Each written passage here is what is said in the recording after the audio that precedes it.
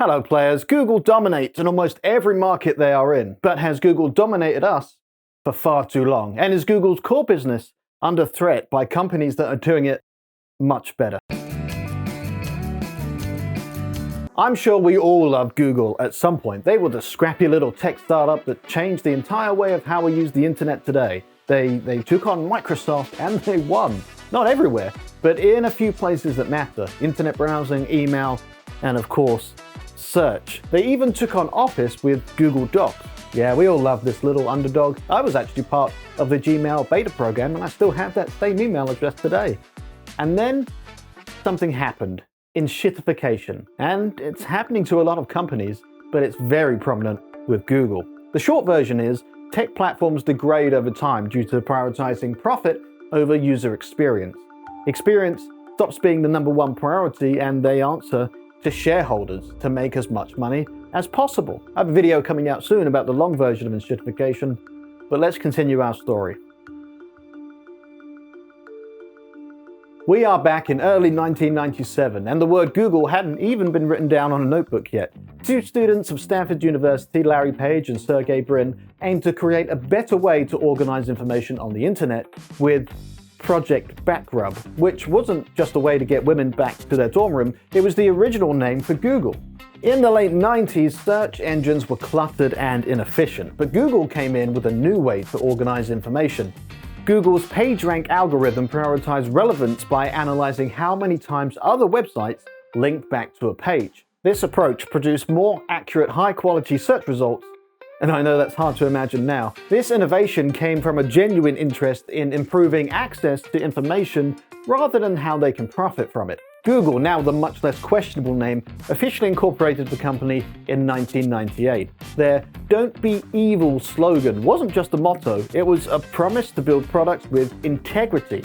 And everyone loved that. This mantra resonated with people, especially as they saw Google as a counter to monopolistic giants like Microsoft, who were then caught up in their own multiple antitrust lawsuits. The slogan became symbolic of Google's brand. They were a scrappy, values-driven company trying to do good in the world. Google's clean, minimalist homepage with just a search bar stood out. This simplicity became iconic and enhanced the user experience, making Google synonymous with search.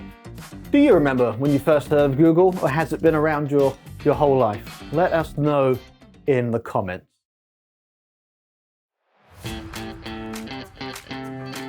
Google went public in 2004, and Gmail launched in the same year. It offered 1 gigabyte of storage, which was unheard of at the time. No one could possibly use all that storage just for email, right? Google changed email's role with powerful search capabilities to match its web search and a threaded conversation format. Just a year later, in 2005, Google Maps and Google Earth transformed how we navigate and explore the world. They let users easily access satellite images and interactive maps without having a dedicated PC to do it. Google Maps laid a path for Chrome and Docs, and they didn't charge their users a penny for any of their services. With Chrome and Google Docs, Google challenged Internet Explorer and Microsoft Office. The speed of Chrome and its simplicity made it the preferred browser for almost anyone. And while Google Docs offered a collaborative cloud-based alternative to Microsoft Word, which Microsoft would eventually catch up with Office 365. This David and Goliath narrative, which Google created by the way, painted Google as a reliable underdog, gaining support from those eager for alternatives to Microsoft's control. In 2006, Google brought the site you are watching this on, YouTube, which in all honesty probably could not have survived without an unlimited pot of cash propping it up. But in the background, Google was able to scale its operations and technology initially through venture capital, and only later introduced ads in a way that aligned with its mission to keep information accessible and relevant. They weren't just another corporate giant, they were still the underdog, taking on companies like Microsoft and standing up for the users. Google set the standard for how we use the internet today. But as Google grew, it needed a way to sustain its success without charging users. And that's where the ads came in. In 2000, Google introduced AdWords, allowing advertisers to pay for spots alongside search results. At first, it kind of seemed harmless, but that's kind of how most Trojan horses work. Ads were few and unobtrusive, but as time went on, Google's reliance on ad revenue changed its entire approach. Search results, which used to prioritize relevancy, had become increasingly ad-heavy, and with sponsored links often crowding organic search results. Suddenly, the company that used to be all about the user was now all about the advertiser. And it wasn't just search. Google's ad-driven model influenced all of its services. YouTube, for example, shifted from being a platform for all creators to a profit machine that pushes ads and prioritizes videos that keep users watching the longest. Over time, Google's entire ecosystem began to cater for advertisers over its users. And with this, we've seen the additions of premium models, of new paywalls and services that require subscription. This is an approach that feels a lot more like the big corporations that Google once challenged. The company that once aimed not to be evil was now prioritizing profit, and many of us were beginning to feel the effects in our everyday interactions with Google products. Search is broken, Gmail is cumbersome and filled with ads, YouTube is adding layers of friction between creators and viewers, and Chrome started an unholy war against ad blocker extensions. Google became the villain. And now, in the same way that scrappy little Google once challenged tech giants, there are new kids on the block, ready to challenge Google. Google's innovation has been slow. The company that once brought us groundbreaking tools like Gmail and Google Maps has become known for launching products to only shut them down soon after, like Google Plus or Stadia. Remember Stadia? Yeah, no one does. It's as if Google has lost its creative edge, and instead of pushing boundaries, it's just maintaining the status quo. Meanwhile, other tech giants are leading the way in areas like AI and privacy, making it feel like Google's days as a true innovator may be behind it. Google has gone from innovator to near monopoly in core areas like search, online advertising, mobile operating systems, and video streaming. This wasn't just luck, this was strategic. By acquiring major players like YouTube and Android and building out services across the internet, Google's ecosystem became unavoidable and users began to feel locked in. But Google's dominance has an even darker side. To fuel the ad-driven model, Google collects an astounding amount of data, raising deep questions about our privacy. This data, our search history, location habits, holidays, dreams, fantasies, is used to feed Google's targeted advertising machine, turning user information into profit. And it's not just ads. Google's control over algorithms in search and YouTube means that it has an immense influence over which content gets seen, shaping what we consume online. But there is a small light at the end of the tunnel. Privacy advocates and regulators are starting to push back. In the EU, Google has faced billions in fines for favoring its own services in search. In the US, the Department of Justice and state attorneys general are suing Google for its monopolistic practices. If these cases succeed, they could change the internet as we know it, opening up spaces for competitors and potentially breaking Google's stranglehold. The Google that once championed free access to information now faces scrutiny for its monopolistic practices, data practices, and algorithmic control. The question is regulation truly enough to curb Google's power? Or are we too deep into Google's ecosystem to turn back? Or do we need new places to go that aren't Google? For years, it seemed like no one could challenge Google. But today, that's changing. As competitors start to chip away at Google's core markets, offering alternatives that cater to our user concerns about privacy, convenience, and innovation. Privacy-first search engines like DuckDuckGo and Brave Search offer users an escape from Google's data-heavy model, appealing to a new wave of privacy-conscious users. Meanwhile, Microsoft has breathed new life into Bing by integrating OpenAI's technology, providing a conversational AI-enhanced search experience that's drawing users in, at least in double digits, back to Bing for the first time in years. Apple too is making moves. Its strong commitment to privacy and the possibility of a native Apple search tool could challenge Google's dominance on iOS devices, where Google currently pays billions to remain the default search engine. And Amazon is capturing ad revenue directly from Google by becoming the go-to platform for product searches, changing where advertisers spend their money. And then there's the rise of generative AI, which is revolutionizing how people access information. Tools like ChatGPT allow users to ask complex questions and get direct answers in a conversational format. Google's response, Bard, my son is also named Bard, is still catching up. And OpenAI have announced that they will be making a search engine. which is hopefully better than Bing. It's clear that Google is facing a new and very different kind of competition in the search space.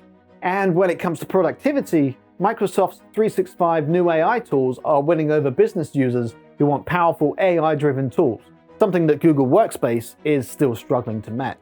Amid concerns about Google's data practices, privacy-first companies like Proton are offering real alternatives for users who want security and transparency. Proton began with Proton Mail, an encrypted mail service that ensures only the sender and recipient can read messages, which is groundbreaking for email. Unlike Gmail, Proton Mail is ad-free and doesn't track users, which is a game changer for anyone uncomfortable with the idea of their email being scanned for advertising. But Proton didn't stop there. They've expanded their services to include Proton Drive, which is an encrypted cloud storage device, and they've Proton Calendar, Proton Docs, and Proton VPN, all designed with a privacy-first approach. And with Proton Drive, users can securely store their files without worrying about their data being scanned for advertisers. And Proton VPN provides safe, unrestricted browsing without tracking. The best part? Proton's revenue doesn't come from ads, but from paid subscriptions, allowing them to focus solely on user privacy. This commitment is a stark contrast to Google's data-intensive model and appeals to users who are increasingly seeking control over their digital lives. Proton's growing success shows that the demand for privacy-focused services is real, and companies willing to prioritize user security can indeed challenge the big players like Google.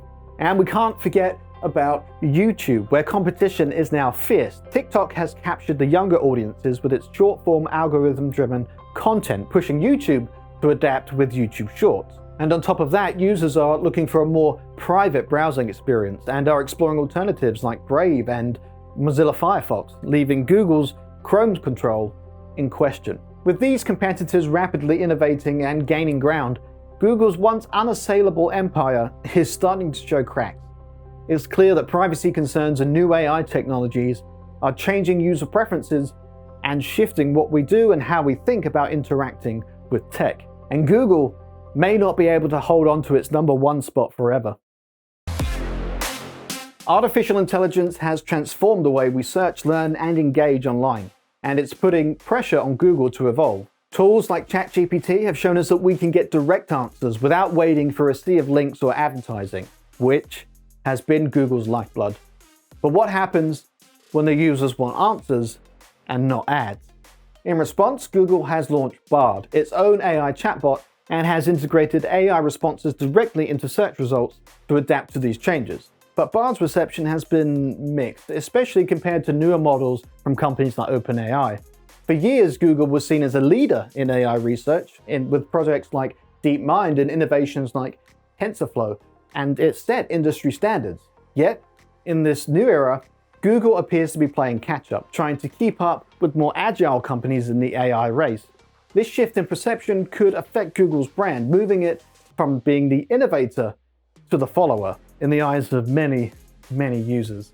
There is a complex balancing act here. Google needs to innovate, but how does it integrate AI without alienating advertisers? Google's entire model relies on embedding ads in search results that people click on.